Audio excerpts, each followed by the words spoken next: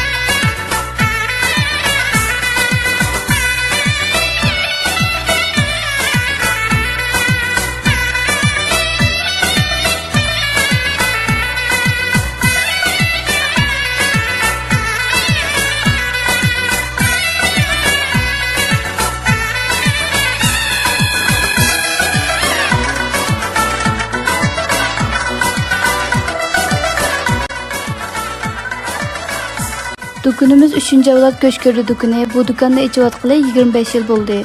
Dukunimizda 15 odam ishga o'rlashgan bo'lib, buning ichida 8 namrat oila. Ularning yuqorisiga 4000 yuandan 5000 yuangacha, to'nigimi 2000 yuan maosh taqdimiz. Sodimiz dukonni ochgandan buyon izchil yaxshi bo'lib kelyotdi. Hozir kuniga 2000 dan 2500 gacha go'shkirni chiqarib sotamiz.